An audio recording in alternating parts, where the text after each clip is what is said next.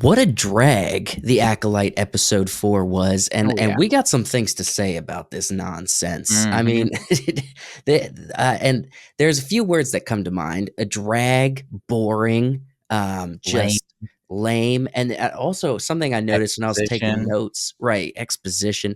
When I was taking notes, another word came to mind is this lifeless. It's the writing and the Yeah, characters and the it's dead. movements. It feels so like just Mhm. say the words on the page. There's nothing behind the eyes of these actors, and it really, it's really just difficult to sit through. Yeah. So we're gonna talk through episode 4. What's your first initial reactions here? So, I mean, first of all, the episode opens with a jump to a planet, jump to Coruscant, you know, Mhm. but we don't get any storytelling in that manner where you're telling a story on Coruscant and you're telling a story on this new planet. What was it called? It's it's not memorable. It was like Fahaktar or something. The giant, Yeah, roly-poly planet. the roly poly planet. This is gonna be one of the biggest complaints about the show that you, the viewer watching, are gonna hear from a number of people is Right. there seems to be no consistency with travel. Right. One moment the sister, May gets onto the planet with Mhm. Asian Ezra Miller, and meanwhile, Osha is on Coruscant speaking with Yes. Jedi, and then the Yes. next minute, they're on the planet, Mhm. and they're not too far seemingly They're behind right behind him. the others. Yeah. Now, I mean, if they had explained that, "Oh, we've been out here for days." Yeah. Well, look, Star Wars used to be travel. I Mhm. mean, Luke and Ben Kenobi had to hire a guy to get off planet and to Yep. travel across the galaxy, right? Mhm. To another planet. And then, remember in Attack of the Clones, right?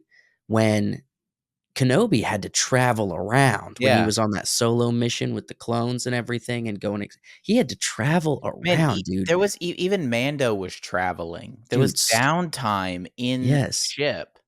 Yeah, What is going on? it's like Leslie Headland just looked at these scenes and like, "I don't like all the fluff of the Yeah. travel. Let's just This is get this is to the Game of Thrones important level fast dialogue travel. scenes." Right, exactly. But so, that aside, the first probably 5 minutes of the show, I feel like basically nothing happened, Well, except the Jedi are now keeping things from the High Council. exactly. They're I hiding things like crooked cops. Right, right, crooked cops. Just, I did wanna mention this because I have thoughts about that section, but did you Mhm. notice at the top in the Wookiee's cave, he has yin yang symbols? Yeah. Yin yang symbols? Mhm. What is it? Freaking Eastern culture from the Milky Our Way world. Yeah. galaxies has made its way to a galaxy far, far Mhm. away? Yeah, long time ago. So dumb. But yeah, getting back to that, I hated the Venestra character, right? I Mhm. hated her fake, unearned, lifeless authority and talking Oh, down to yeah. everybody. And She then has no also, authority. it, She it's can't. it's just first, she doesn't project authority. She just comes across as a Mhm. very moody person, right? And it's so incredibly annoying every time she walks in the room. I also would say that she is number 1, she doesn't seem like she's on the council. No. So her giving orders to other Jedi masters doesn't make any sense. It's like whoever walks in the room and is the most upset gets to give the orders. Right. Also, this idea that the council, the Jedi Council doesn't need to know about this. This is a very important thing that's Yeah, happening right now. Jedi are dying, are being being murdered. killed. And Jedi who honestly, were involved in something that happened in the past. So the only reason I'm giving them too much credit for this, but the only reason that Venestra's decision to be like, "We're not taking this to the council," is if she has something personal involved. Right. If she was part of deciding something about that mission where everything went bad, that would be the only way I could be like, "Okay, so her Only attitude." decent explanation, right? That's the only reason her attitude makes sense.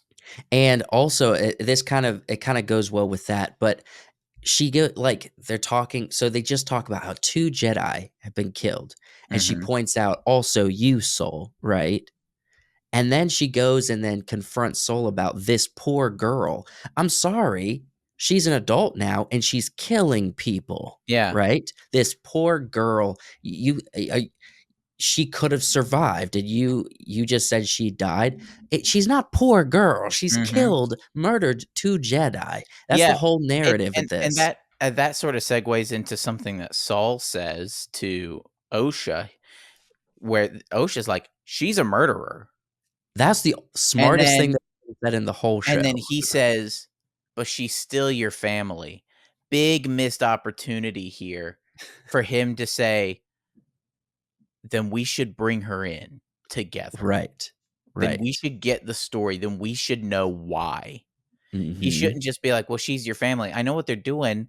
They're going off of what Star Wars has done in the past with Darth Vader and be like, "He's your family. You shouldn't want him to, be punished or be killed or whatever." No, that's not, you know, that's not what we're doing here. Not everything has to be there is good in that person. No, no, because it took how many it took 3 movies and then Mhm. a bunch of prequels to redeem the Darth Vader character, right? I think yeah, and I think it would be make more sense for Osha to be bitter against her sister, who Yeah, said, "I will kill you," and then lit her book on fire, and all and them bricks. to Osha's mind, got her whole family killed. Yeah, yeah, there should She be should actual be real bitter. bitterness. She It should sh be bitter towards her sister. She should be like, "She's a murderer. I don't really wanna have anything to do with her." If you wanna talk about the most basic, obvious, and consistent form of telling a character, that would be the answer, is Yeah. bitterness, and, it's like they're trying that with her being like, "Well, she's a murderer, I just don't want anything to do with this," you know what I Mhm. mean? But it's like, also, like, what the crap is she like, "You want me to join the Jedi Council again?" Why is she jumping at this opportunity? She chose to Yeah, she chose leave. to leave. That was dumb. It's poor writing, poor story. There's too many moments like that with her, the other one, the other Padawan, Jackie, with other characters. There's too many dialogue moments like that for us to get into. I would like to say some Mhm, a little glimmer of some decent characterization is she stops and she tells Yord, "Hey, I don't know what to do. mhm, I don't know that I can face my sister. Will you be able to take up that burden?" And right. he's like, "I don't know that I'm gonna have to do that. You will be able to face this." Saul believes that you can face this. He's supportive, he's kind. Clearly, he doesn't say no, Mhm. but there was a little bit of characterization A in little there bit. for him, and that was like I wrote that down because I do like to write down some of the things that I thought were well done. For them undermining his character the entire time, Right. for them to show that he still is a competent person. Well, the thing is that, in my opinion, I watched that and it felt extremely flat because the scene, not 2 scenes, not 3 scenes Mhm. ago, not earlier in the episode, the scene before this heart to heart, they cut the legs and make off of him and make him look foolish again Oh, they've been with doing it the whole time. the whole time, but it's like, I understand you could do that the whole time, you make him the butt of the joke, but the scene right before you're supposed to take him seriously, Mhm. the scene right before it is Yeah. just, that's just bad pacing, you It know? is, and that's the thing. How are you supposed to characterize somebody when your pacing's been off? All you've done is undermine him. And then they're supposed to have this solid relationship where he's like, I've known you since you were kids. Mhm. I want the best for you. Like Right, there's some good stuff in there, but it can't be acted upon because of what they've done leading up to right. this point. Uh, there's like I said, there's too much of the dialogue stuff. There was only, one other one where Jackie says, "I always like seeing something transform into the Force. I always think it's an honor to witness that." That's death? Like, legit death? It's always an honor to witness death? Right. Since when is that a Jedi tenet? I also just something that made me laugh out loud, it was just going on in my brain. In that little exchange, right? First Mhm. off, it's kind of foolish to have this really quick, kind of not really in danger, but like attempt at making it seem Yeah. like, oh, remember there are dangerous creatures. And then Soul kills it real quick. They use it as a springboard into another freaking exposition dump. Yes, another Whatever. exposition dump. But when Jackie reaches forward after that really short exposition dump, stupid written dialogue, she reaches out and touches her. It reminds me of that scene in Office episode, Threat Level Midnight. Dwight reaches out and he taps him on the shoulder and it turns camera and he has a tear in his eye. Yeah. It was so That's hammy. what It it reminded me of that absolutely scene. seemed like that. Yeah. It was very weird. OSHA doesn't like death. Everything in the woods is nothing stuff. It's nothing Nothingness. burger. It's all travel scene, exposition, stuff with May and Ezra Miller. She captures him. She actually decides to turn herself in, What uh, flipped on a dime, by the which way. flipped on a dime, but is also a good choice for her character if she's feeling these Yeah. emotions. But where was that thought? There needed to be a little It's bit like, more f it makes sense, the decision makes sense yeah, because but she's doubting, she's a noob assassin, she doesn't know what she's getting into. It makes sense for her to be like, "I'm scared, I don't wanna do this anymore." But the they didn't build up to nothing. characterize that enough. I didn't see it coming Nothing even a little happened, bit. like, When nothing she said happened. when she set a booby trap to hang Ezra Miller upside down, I just was like, "What's going Huh? on? What Yeah. what we weren't leading up to this. I didn't see doubt in her in the previous Mhm. scene." You know what I mean? Yeah, but then the Jedi come, and she's hiding in there with the dead Wookiee, and they finally I would say I'd give the episode this, there is a little bit of tension, not like legitimate tension, it's more of the shadow of tension. Right. Clearly, it's like they want there to be tension with Yes. this the Sith or whatever. like, what are people calling him? Smilo Ren floating Smiler down Ren. Yeah. and standing there, there's some tension there, and then they end it. What? We were just They about to get to something end it. kind of okay, They spend an entire episode doing nothing. and then they end Nothing. it. They do almost no character building. Like, nothing. They don't say anything that we don't already know Mhm. about Soul, about the Wookiee, about anybody. They do That's nothing. like that's not Nothing. a cliffhanger, that's just ending it right as the conflict comes in, you Yeah, know what I mean? and That's not finishing your 3rd act.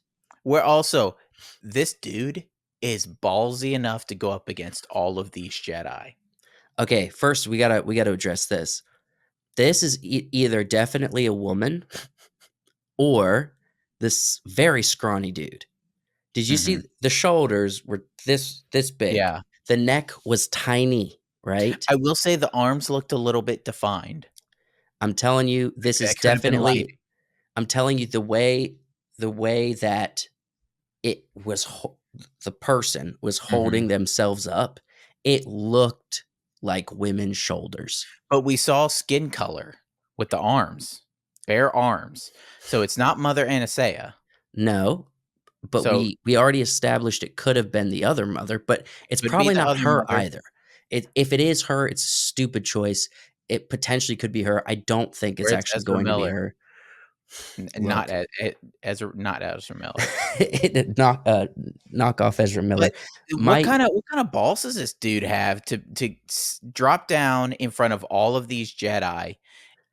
It was I'm like telling you, two it's two Jedi defeated Dooku.